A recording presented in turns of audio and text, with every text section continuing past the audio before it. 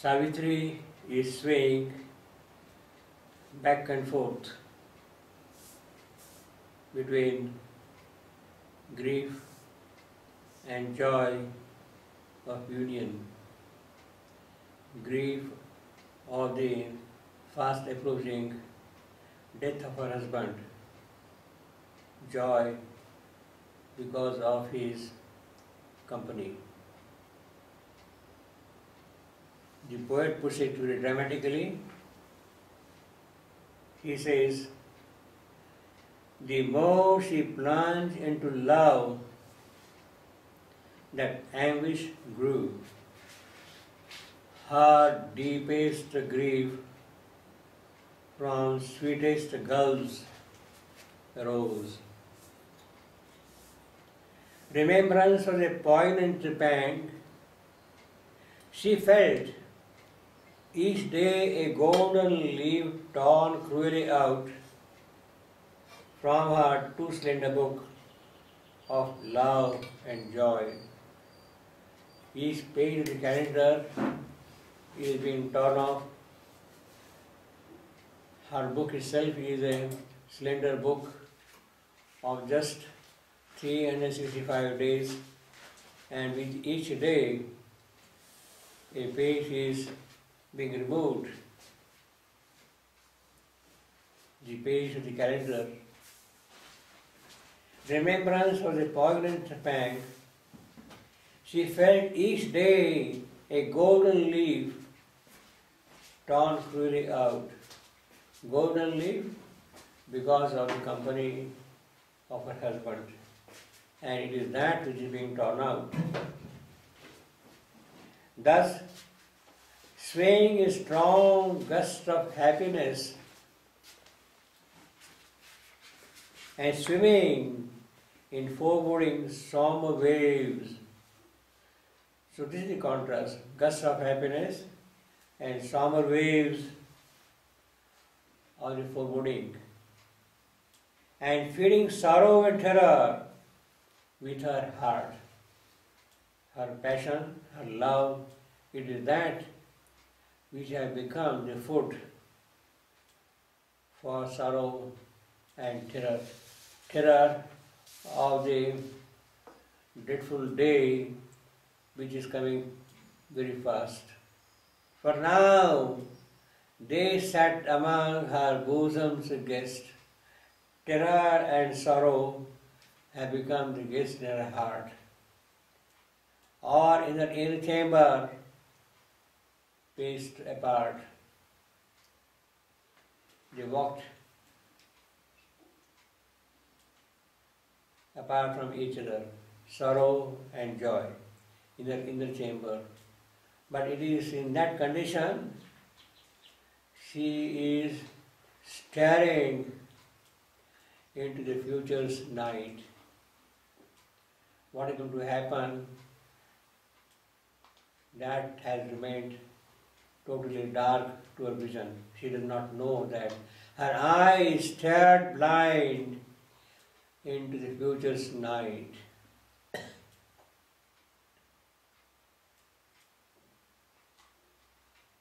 This is a very difficult psychological state for Savitri. On the one hand, she is having a very happy married life. On the other, she knows that it is going to end pretty soon, and she has no clue how to meet that eventuality. Out of her separate self, therefore, she kind of stands apart from her own being, from her own inner personality. She stands out like a witness, like a separate being, separate self. Out of her separate self, she looked out and saw moving amid the unconscious faces that what is she see around? People who love her, who are intimate to her. What do they look like? This is what she is seeing from her witness consciousness as a kind of a sakshi.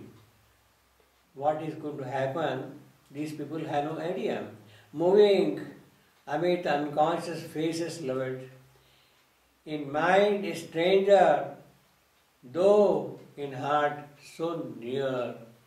These people are very intimate people, but they have no idea of what is going to happen tomorrow. They have no inkling, no thought of what is going to happen tomorrow. In mind, a stranger, therefore they are stranger as far as the event is going to occur. In mind, a stranger, though in heart so near. The ignorant, smiling world go happily by. So the world moves on. They have no idea of the fatal, dreadful, calamitous events that take place in life.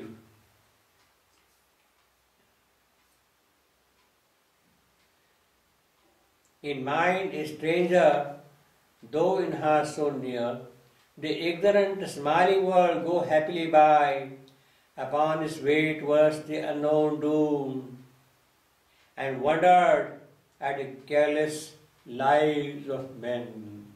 This is what her separate self is experiencing, that these people have no idea about things that are going to happen, and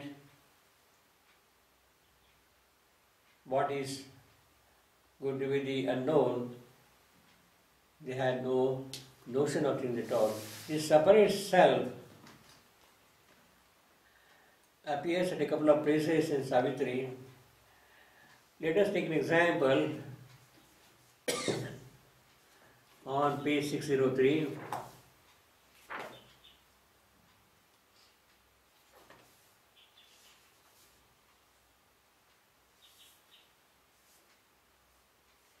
The finding of the soul.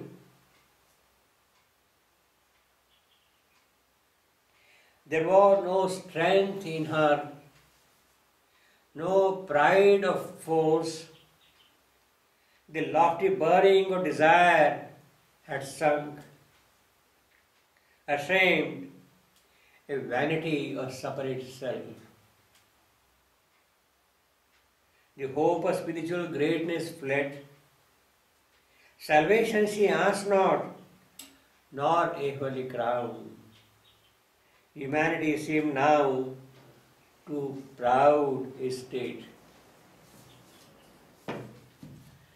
So from that separate self, she is noticing that this ignorant world is happily going around in its daily course of activities, but have no idea at all about the fast approaching doom. In mind, a stranger, though in heart so near, the ignorant, smiling world go happily by upon its way towards an unknown doom, and wondered at the careless lives of men. As if in different worlds they walked, though close, they confident of the returning sun. They wrapped in little early hopes and tasks. She, in a dreadful knowledge, was alone. She, in a dreadful, terrible, frightful, full of fear, she was alone in that knowledge. In fact, nobody in the hermitages knew about the death of Satyavan 1 year after the marriage. She was the only person who knew. She has not told, revealed, given an idea, given an inkling of what is going to happen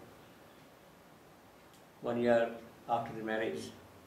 They wrapped in little early hopes and tasks.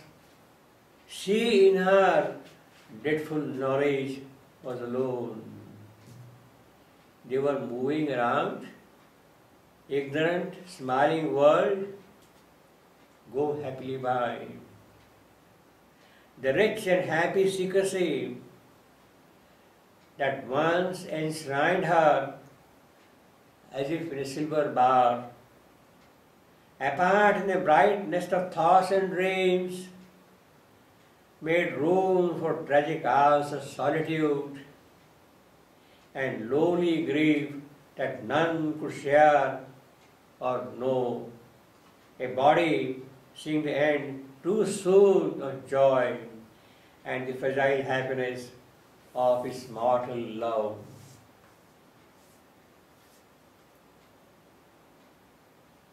The rich and happy secrecy that once enshrined her, that once indicates her company with her husband, Satyavan. And in that secrecy, in that closeness also, in that privacy, she was happy all the while. The rich and happy secrecy that once enshrined her as if in a silver bower. A cottage, a green land full of trees and creepers. It is in that happy, dreamy, beautiful world that secrecy was kept in her company, in his company, and it nestled all her happiness. Apart in a bright nest of thoughts and dreams, made room, but now that nest has made room for tragic hours. Her grief has opened out, and it is that which is kind of possessing her. Made room for tragic hours of solitude and lonely grief that none could share or know. None could share or know. That none could share or know. Even if she is going to disclose that grief of hers to others, they will not be in a position to participate in it.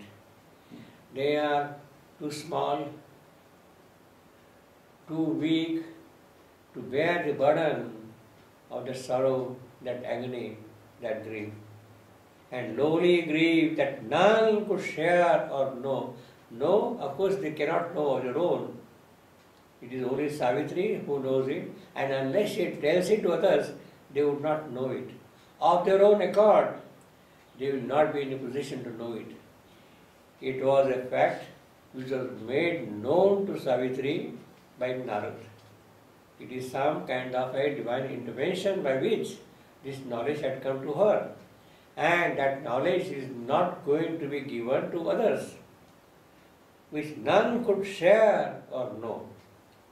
A body seeing the end too soon of joy and the fragile happiness of its mortal love. So in that body, her love itself becomes mortal love.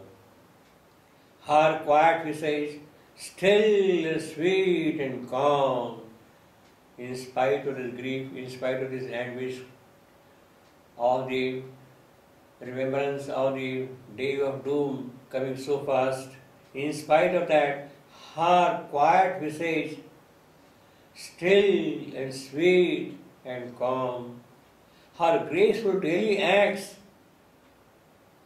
were now a mask. She was doing her routine work in the hermitage, in the cottage, but they looked as if she was wearing a kind of a mask. She was not her natural personality. Somebody else was carrying out those activities. In vain she looked upon her depths to find a ground of stillness and spirit's peace. Her visage, her face is calm. She is doing her daily acts in a very usual manner without giving any hint that she is grief-ridden. But she is still looking for stillness and spirit's peace. Her graceful daily acts were now a mask. In vain she looked upon her depths to find a ground of stillness and a spirit's peace. She wailed from her, still wailed from her, for a silent being within, whose still veiled from her was a silent being within, who sees life's drama pass with unmoved eyes, support sorrow the mind and heart, and bears in human breast the world and fate. She is looking for her inner being, silent Purusha sitting deep within her, trying to find out whether he can come out and take possession of her state. Her face is quiet, her calm is quiet, her visage is quiet, it is sweet, it is calm, it is still, but she is looking for spirit's peace. She is looking for the silent being within who should come out and take possession of her plight. Support sorrow the mind and heart, and bears in human breast the world and fate. It is he who is actually bearing the burden of this world, of this sorrowful and transient earth. And it is he who must come out and guide her in a moment of crisis, in a moment of difficulty. A glimpse of flashes came. She is looking for him with silent being, and occasionally something happens. A glimpse comes, a flash comes, but still the deep presence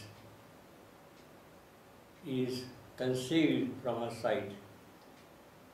A glimpse of flashes came. The presence was hid. Only her violent heart and passionate will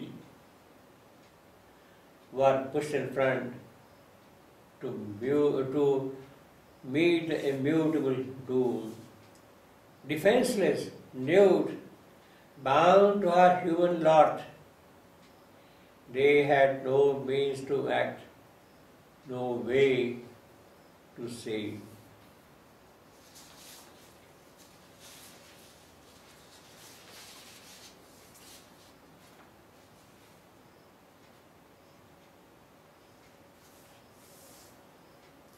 She was looking around, but veiled from her sight was a silent being.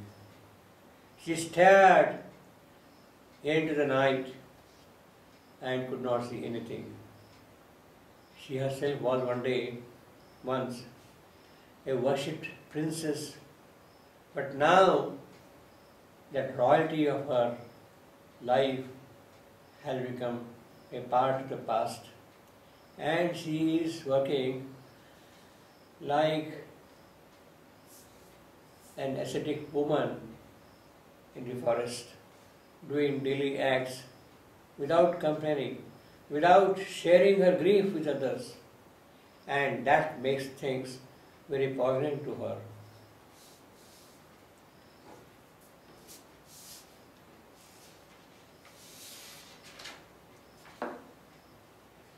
Still veiled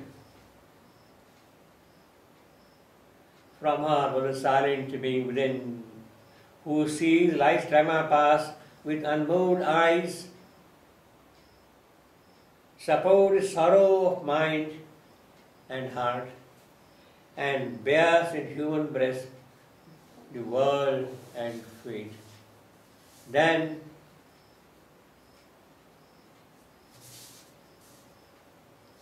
sometimes she gets a kind of a glimpse, flashes come, still the presence, deep presence remains concealed, remains hidden.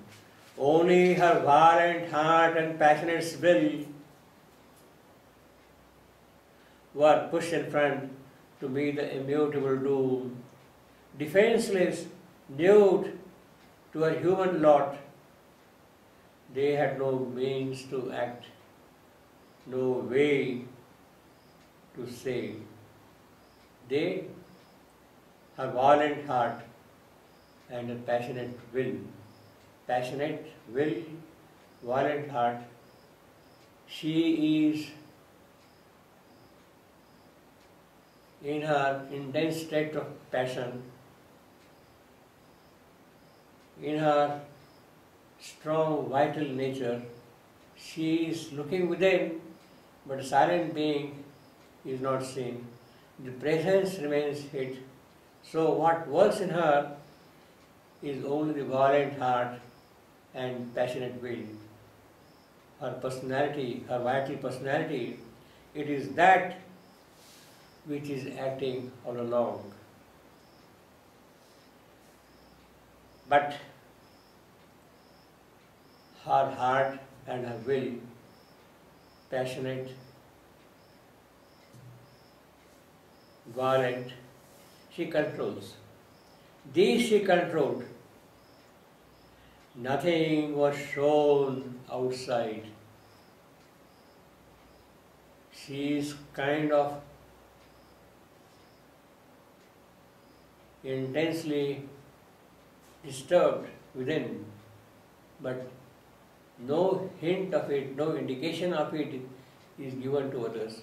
They are not in a position to see under what state Savitri is. Only her violent heart and passionate will, they had no means to act, no way to save. These she controlled, yet she manages to control them. That itself is a kind of yoga in which Savitri is already established. One may be driven by the passions of life, but to control the passions of life and to look within is in fact a beginning of yoga itself. And therefore, her human state, preparing to do yoga, is itself a part of her yogic beginning. These she controlled. Nothing was shown outside. She was still to them the child they knew and loved.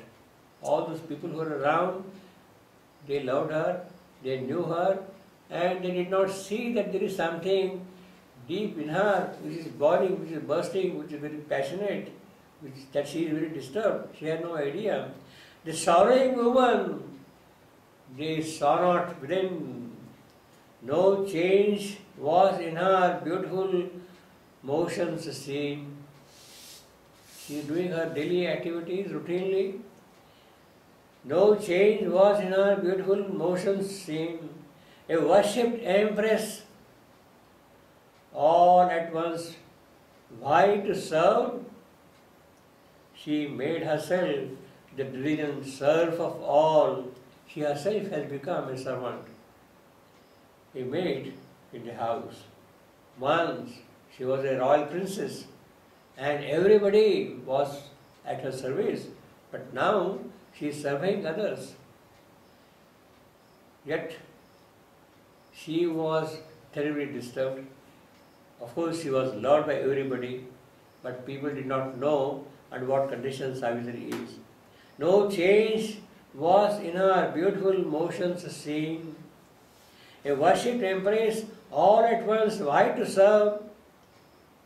She made herself the diligent serf of all, nor spared the labor of broom and jar and well. Nor spared the labor of broom and jar and well. Nor spared the labor of broom and abyss, and jar and well to an abyss. So I am, an abyss, I am. That's the meter. Nor spare the labor of broom and jar and well, or close gentle tending, or to heave the fire, or of altar and kitchen. No slight task allowed to others that her woman's strength might do. She was doing all the household work. Once she was a princess, a worshipped empress, But now she is doing all works, jobs of a maid in the house. And she does not spare herself from labor of cleaning the house, wiping, sweeping the floor, or pulling the water from the well or jar, or of lighting the kitchen fire, or lighting the yajna fire. She is not sparing herself from all those work. Or close gentle tending, or to heat the fire of altar and kitchen. No slight task allowed to others that her woman's strength might do. She is serving them, but they do not know what is happening deep within the soul of Savitri. In all her acts, a strange divinity is shown. Whether she is an empress or whether she is a maid in a hermitage. In all her acts, a strange divinity is present. A divinity has accepted every condition of life. In fact, that is the very nature of the avatar. The divine comes here as an avatar and accepts all the human conditions. He does not disdain anything which might look to us from his point of view meager, mean, low grade, nothing.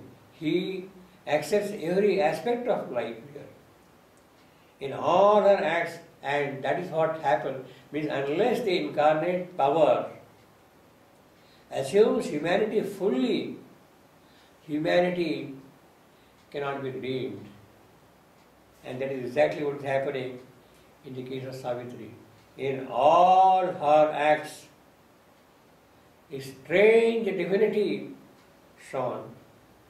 Into a simplest moment, she could bring a oneness with Earth's glowing robe of light, a lifting up of common acts by love, by loving every creature. She could bring the touch of that sweetness, of that joy, of that light to the common human being. In all her acts, a strange divinity shone. Into a simplest moment, she could bring a oneness within with Earth's glowing robe of light, a lifting up of common acts by love. All love was hers, and its one heavenly cord bound all to all with her as golden tie. It is the oneness not of the spiritual person, but of a divine who has accepted humanity and who has love for all.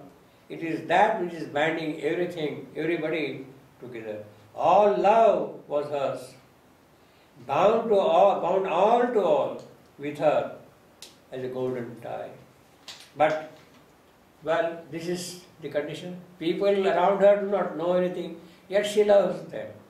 She does her daily routine works.